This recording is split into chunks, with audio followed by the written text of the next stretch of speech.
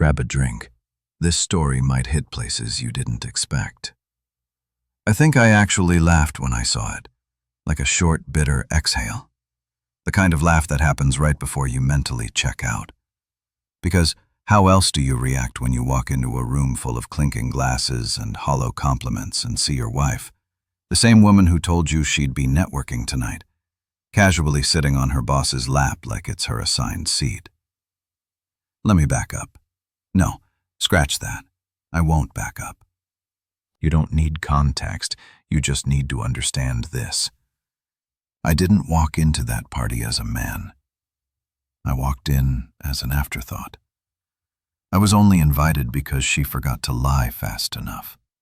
Her words, "If you really want to come, I guess that's okay," which already felt like I was intruding on her second life. The house wasn't a house, it was a statement.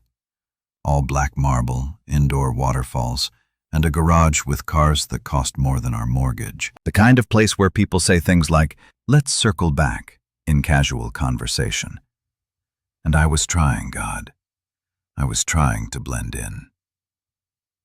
I stood there with a sweating glass of something I couldn't pronounce, pretending not to notice I was alone again. I didn't see her at first. I saw him, Quentin Merrick, her boss, the man whose name had come up way too often in recent months. I once joked that she admired him a little too much. She didn't laugh. He sat there on a low designer couch, legs spread like he owned the air. People orbited him like satellites until she landed right in the center on his lap. I don't remember walking toward them. I just remember people slowly noticing me like a strange echo arriving late to a conversation. He had one hand loosely holding a drink, the other rested on her side. She leaned into him with the ease of habit. She whispered something and he smirked. I felt like I was watching a scene from a show I didn't subscribe to. Someone said my name. I didn't answer. Melissa saw me and froze for a heartbeat, not out of guilt but out of inconvenience, like I'd interrupted a private joke. I didn't shout, didn't ask her what the hell she was doing. I just stood there and observed. I let it burn. Then softly I said, "You might want to get up." Quentin raised his eyebrows, amused. "We're just talking," he said. "Are you?" I asked. I wasn't loud. I didn't need to be. I just pulled my phone from my coat pocket, unlocked it, and held up the screen. A video played. A familiar voice. Melissa's voice from his office recorded a week ago. "Let's just keep this between us. He's too soft to handle the truth." There were gasps, real ones this time. Quentin stood up so fast Melissa nearly fell off his lap. I looked at her, and she looked everywhere but me. I didn't walk away. I told them, "I just made sure you remembered who I was right before everything collapses." And that was only the first 5 minutes of that night. I didn't plan it. That's the saddest part. I never set out to humiliate her. I just wanted the truth to mean something for once. But the moment the audio clip played and her voice floated across that pristine room, her words so casual, so dismissive, I realized I'd just torn the veil off the life I thought I had. And what was underneath was rotten. Quentin's confidence cracked first. His mouth twitched as if he was about to speak. Then he caught the wide eyes around the room. He looked like a man who'd been slapped with a lawsuit mid-toast. Melissa was worse. Her eyes darted, scanning for exits, explanations, allies. None were there. She had walked into that party like she owned the room. Now, she looked like a lost intern at her first interview. And me? I just stood there holding the phone like it weighed 100 pounds. My hand was shaking, and not from rage, from disbelief. I wasn't supposed to be this guy. The guy who records things, the guy who digs, the guy who loses his wife to a man with tailored socks and a custom ice machine. But there I was, proving that even the most passive husbands have their breaking point. The silence didn't last long. Quentin recovered just enough to straighten his posture and say, "Leland, let's not make this ugly. Let's talk in private." But I didn't want private. That was her world. Everything hidden, everything whispered, everything. Not now. Babe, no. If they wanted to shatter things in public, then public is where I'd let it burn. I'm not the one who made this ugly. I replied louder than I meant to. I'm just the idiot who finally started noticing the cracks. He glanced at the crowd, then at Melissa, then at me, and for a split second he wasn't a boss or a host. He was just a man who knew the storm had started and didn't bring an umbrella. Melissa finally stepped forward. Her voice was uneven. "Can we please talk about this at home?" I looked at her and read it. I don't know how to explain this, but her face, it wasn't guilt. It wasn't even regret. It was annoyance, like I had ruined her night. I wanted to scream. Instead, I nodded. "Sure," I said. "Let's go home. Let's talk. But just so you know, this isn't about forgiveness anymore. It's about honesty, which you seem to reserve for other men's offices." And I left. I actually left. I walked out the front door while half the room stared, and the other half pretended not to. No one said a word. Not one person stopped me. And that told me everything I needed to know about how long this had been going on. It wasn't shocking to them. It was routine. Back in the car, I didn't turn on the engine. I sat in the dark, the coastal wind rattling against the Jeep like it was trying to warn me about what was coming next. 5 minutes later, Melissa opened the door and slid into the passenger seat without saying anything, not even a sigh. I started the car. She didn't look at me, just stared straight ahead.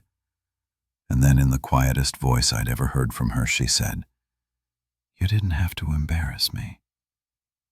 That was the moment I realized we weren't going to fix anything.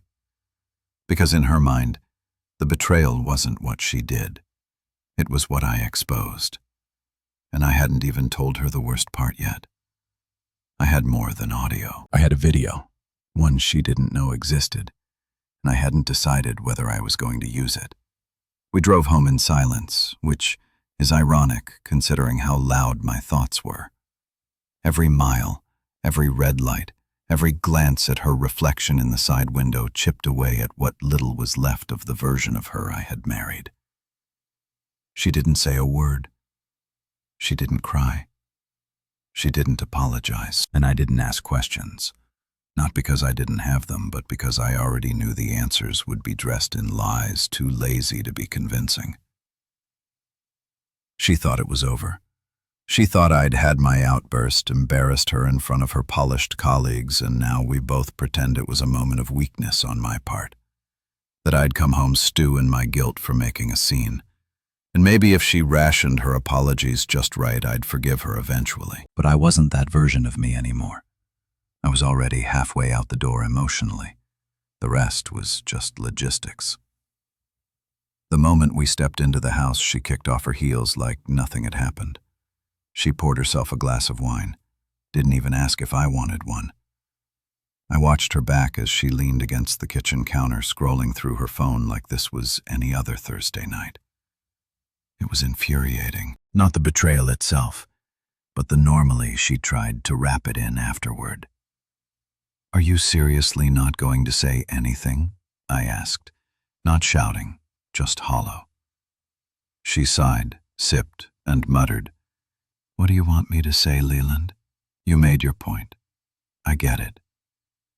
She gets it just like that.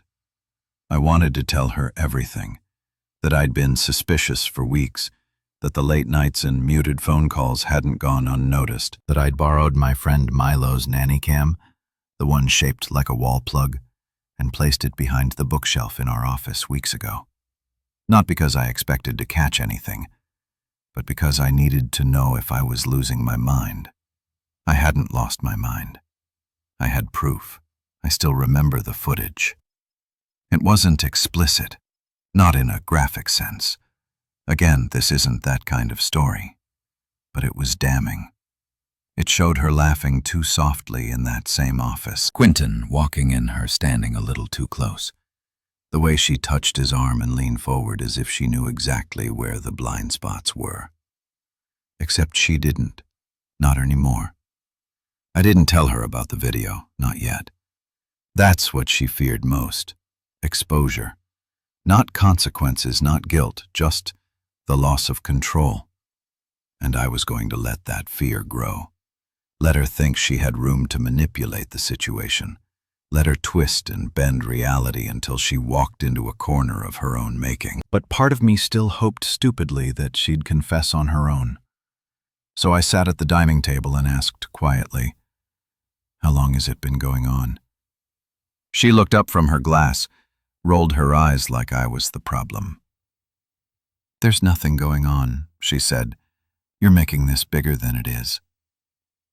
I nodded just once, and I think that was the exact second she lost me. Not because she cheated, but because she still thought I was dumb enough to believe her. I stood, walked past her, and opened the cabinet under the sink where we keep the router. I unplugged it without a word and headed toward the stairs. "Seriously," she called after me. "What are you doing now?" I paused on the landing, resetting everything. Wi-Fi, passwords, bank access, email. "Don't worry, you'll understand soon." She laughed nervously. "Are you threatening me?" "No," I said, looking her in the eye. "I'm just finally acting like someone who's been lied to long enough." And then I locked the bedroom door behind me. Not because I was afraid of her, but because I didn't want to see the look on her face once she realized that I had already uploaded the video to a private folder named after the exact date she told me she was working late. She thought the damage was contained. It wasn't. The thing about silence is that it's rarely mutual. One person uses it as a weapon, the other as a shield. For the next 2 days, Melissa and I existed in the same space like ghosts. She clanged dishes louder than necessary in the kitchen. I answered emails with fake focus. We didn't sleep in the same room, didn't eat at the same table. It was like living in a paused photograph. But the worst part, she still hadn't admitted anything, not even a watered-down version of the truth. In her mind, the longer she avoided it, the less real it became. That's how she's always operated. When something cracks, pretend you don't hear the sound. When someone's bleeding, just don't look at the wound. Eventually it goes away, right? But I wasn't going anywhere this time, and neither was what I knew. I didn't need revenge. I needed clarity. I needed to understand how someone you loved, someone who shared your bed, your home, your damn passwords, could sit in another man's lap and look relieved when you walked away. That wasn't a slip. That was freedom. Saturday morning came with fog and a headache. I hadn't slept much, and I hated that my body still expected coffee like everything was normal. I sat in the backyard staring at our broken fence gate, wondering why we never got around to fixing it. It felt symbolic now, all the things we'd left crooked. She stepped outside eventually, arms folded like she was cold, even though it was August. I didn't look up. "I've been thinking," she said, and her voice was suddenly soft, like we were in the middle of a marriage counseling session that never happened. I said nothing. She went on. "I think we should take a break. Space. Just to get some clarity." I let out a breath I didn't know I'd been holding. Not because I was hurt, but because of how calculated she sounded. She wasn't trying to fix anything. She was trying to manage the fallout. "You want space now?" I asked, turning to face her. "After I caught you pretending someone else was your husband," her eyes narrowed. "It wasn't like that." I laughed. "Melissa, You were sitting on your boss's lap like he was your prom date. You humiliated me, she snapped, finally dropping the fake calm. Good, I said, because I was humiliated long before that party. The difference is mine was private. Yours deserved to echo. She turned and walked back inside, but not before I noticed her glance at the kitchen drawer, the one where I kept my spare phone. Her face didn't change, but her steps sped up slightly. That was my answer. She knew. She knew I had something more than the audio, something she hadn't accounted for. And now she was panicking, but quietly, carefully. By that evening, she was back in performance mode, cooked dinner, wore makeup, played music on her phone like she was hosting a dinner party for an invisible audience. I watched her set the table like a hostage, staging her own rescue. And then halfway through her glass of wine, she said something so casually I nearly dropped my fork. So, about your friend Milo. He works in it, right? I froze. I hadn't mentioned Milo. Not since I borrowed that nanny cam from him.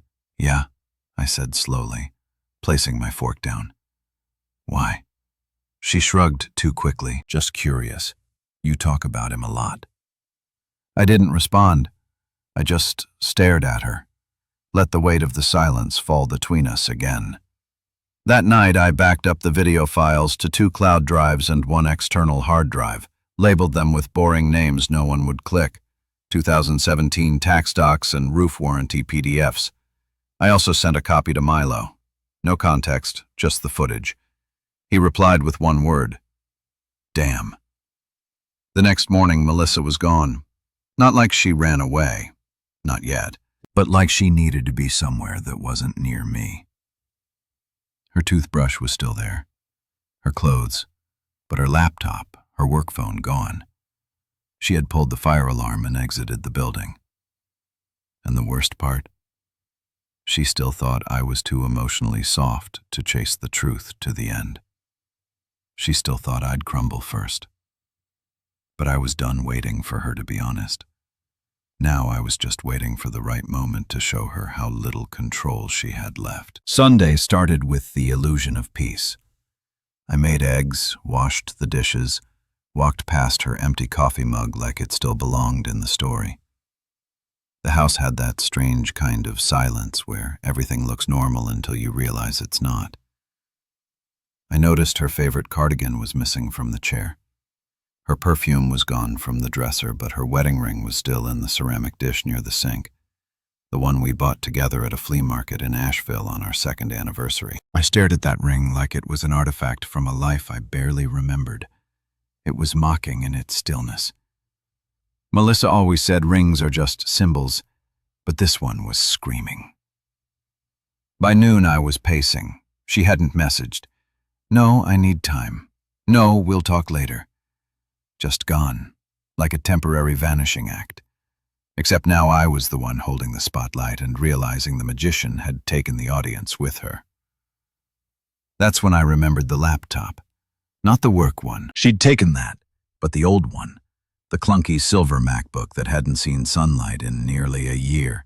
She used to write blog drafts on it when she thought she wanted to be a lifestyle coach. It was buried in the hall closet behind blankets and boxes of tangled chargers. I pulled it out, powered it on, and to my surprise it worked. No password. For someone so careful about what she showed the world, Melissa was oddly careless with what she stored. I didn't know what I was looking for. Just anything. An anchor. A trail. A thread that could explain how a woman who once cried watching Pixar movies could so easily lie to the man who held her when her father passed away. I clicked through folders.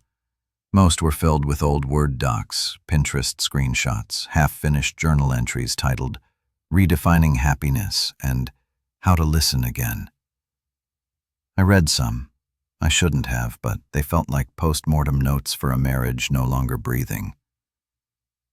Then I found the folder. It was nested inside a series of generic names. Work 2021 Inspo. Keep this.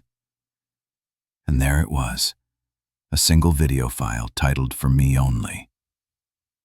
I clicked it.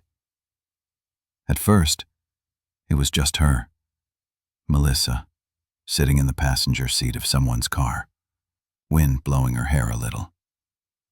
She was smiling.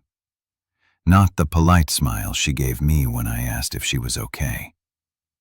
This one was real, soft, relaxed, like she'd stopped pretending for once. Then the camera tilted and there he was, Quentin driving, sunglasses, one hand on the wheel, the other on her knee. They were laughing, talking about some inside joke, something about skipping a meeting, grabbing real food instead of catering. It wasn't scandalous. It wasn't sexual. It was worse. It was intimate in a way that made me feel like I was trespassing. She had filmed it. She had saved it, and she had hidden it. She wanted to remember that moment. I don't know how long I sat there after it ended. My hands didn't move. My legs felt numb. There was no explosion, no rage, just a slow sinking realization that I wasn't just the outsider in my marriage. I was the ghost, the person whose absence was never even questioned. Later that night, she texted me, "Melissa, I'll come home tomorrow. We need to figure out what this is." What this is, not what she did, not what we lost. Just this. Like it was a scheduling issue. I didn't reply. Instead, I copied the video to a thumb drive, then to the same hidden folder where I'd stored the office camera footage and the voice memo from the party. I wasn't sure what I'd do with it yet. I wasn't thinking about revenge. I was thinking about clarity. Because you can't heal from something you still don't understand. And as I sat in the dark, the house too quiet, her wedding ring still catching the last sliver of sunset from the window, I realized something I hadn't dared to say out loud. Until that moment, she didn't love me anymore.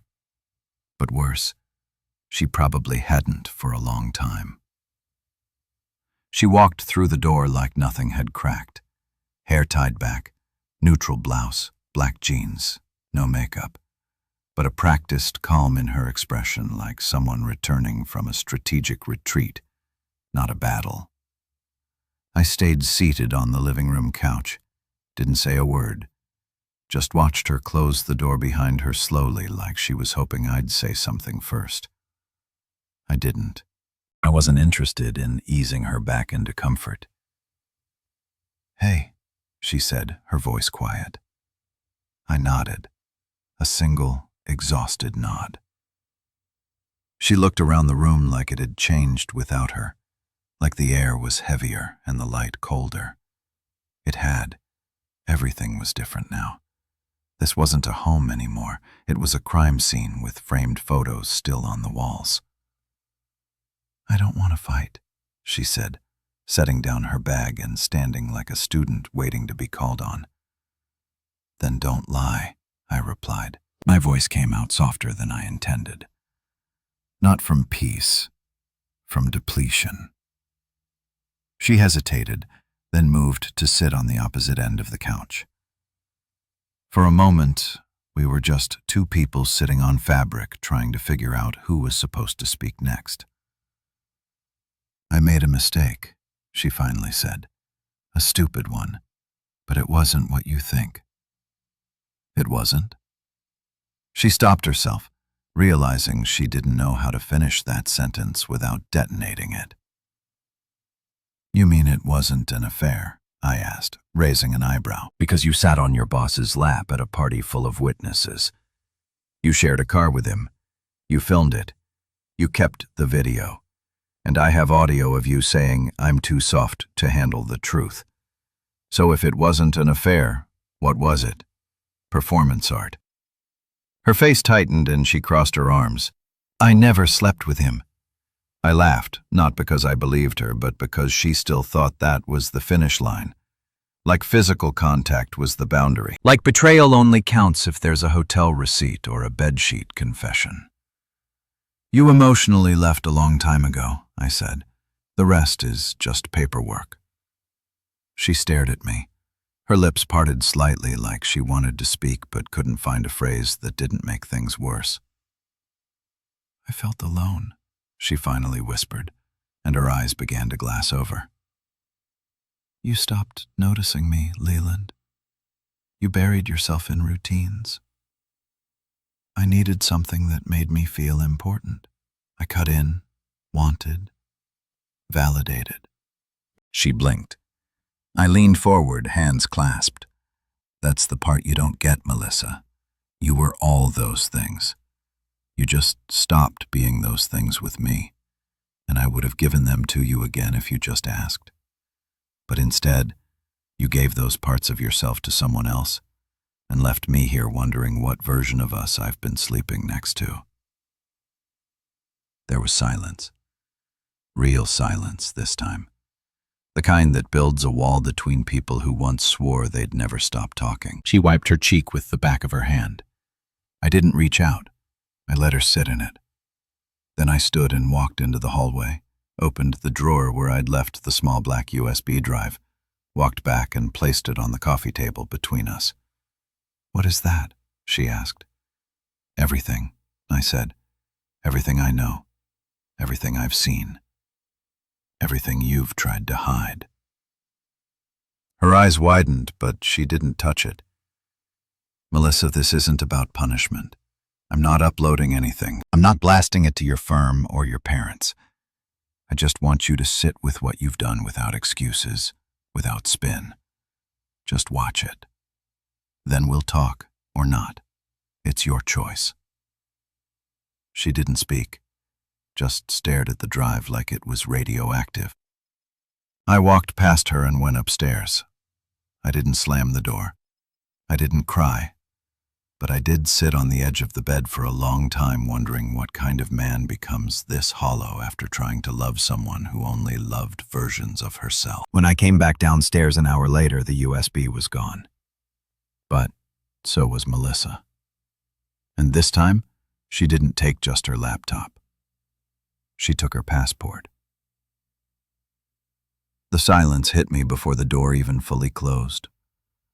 There's a sound a house makes when someone truly leaves it. Not just for groceries, not for space, but for something final. It's not the slam.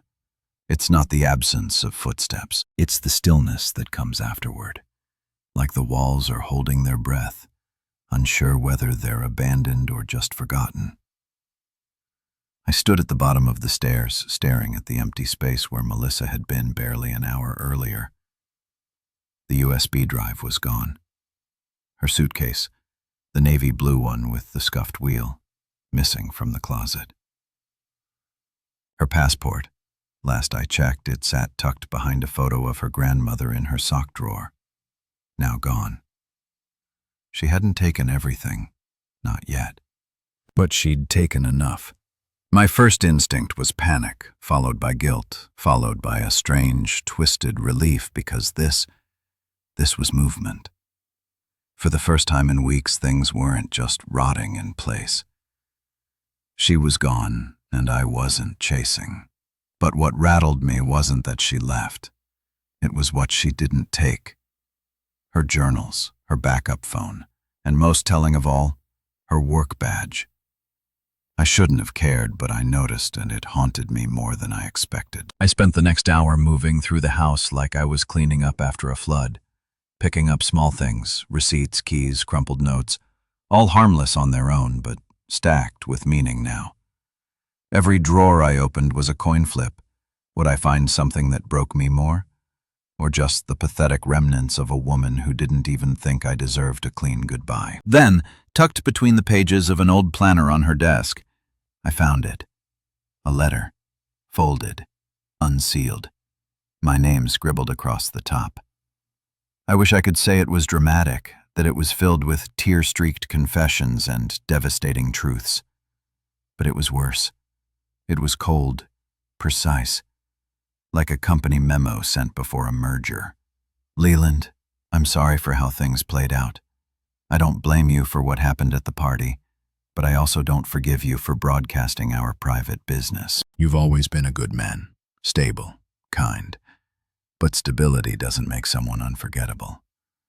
I needed something different. I'm not saying this to hurt you, just to be honest. By the time you read this, I'll be out of state. I don't know where I'll land yet. Please don't follow. I'll be in touch when the dust settles. Take care of yourself. You deserve someone who looks at you the way you looked at me. I just couldn't be that person anymore. M. That last line, it scraped something raw inside me. I just couldn't be that person anymore. Like she tried, like being my wife had been a costume that finally stopped fitting. I dropped the letter and sat on the floor back against the cold edge of the wall. I didn't cry, not out of strength, but because even my tears didn't want to show up for her anymore. I felt used, abandoned in a quiet, administrative way, like someone who'd been deleted from a contact list but still kept showing up in old photos. I must have sat there for hours. At some point, the sun dipped low and the shadows in the room stretched, long. I didn't move. I just let time pass through me like I was furniture. It wasn't until late that night when I finally stood up to grab a glass of water that I saw the envelope. It was in the mailbox. No stamp, hand-delivered inside a printed photo. Melissa, Quentin, together, taken with a phone. They were at some coastal rest stop standing near a rental car, laughing. He had his arm around her waist like he'd always had the right to it. There was no note attached, just that single image. It hadn't been taken by me, someone else had sent it, someone who wanted me to see. I stared at that photo for a long time, longer than I care to admit. It wasn't anger that flooded me, not even heartbreak. It was something harder to name, like grief but quieter, like acceptance but heavier. Someone had captured the image and made sure it landed in my hands. Not out of cruelty, I think, but maybe as closure. Maybe as a way of saying, it's real. You're not crazy. You didn't imagine it.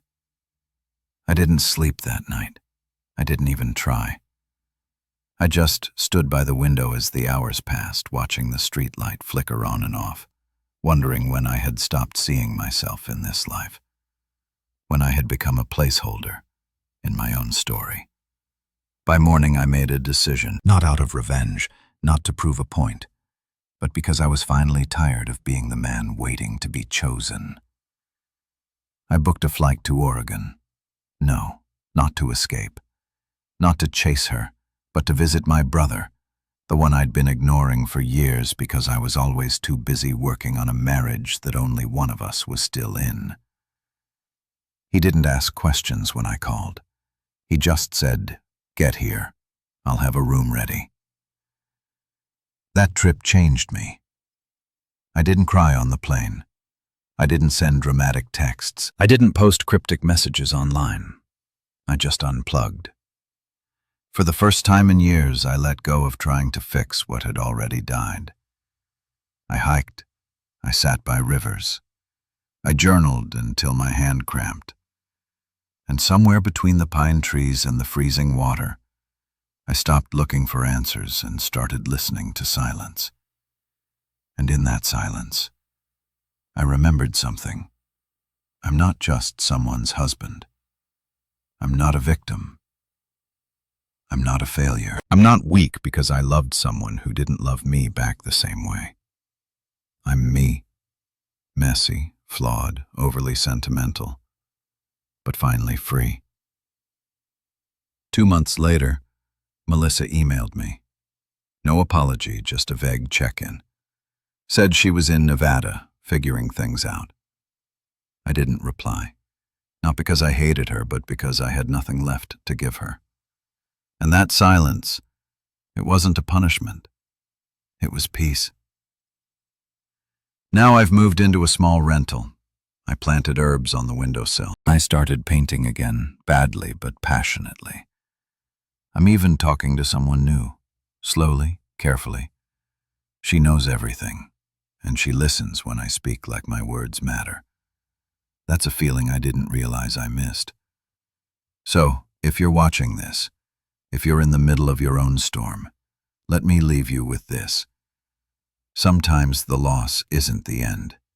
It's the invitation to start again. And if you're lucky, like I was, you'll finally meet the version of yourself that was waiting patiently beneath the wreckage. Thanks for watching this story on Reddit Confessions. Now we want to hear from you. Have you ever caught someone in a lie that completely changed your life?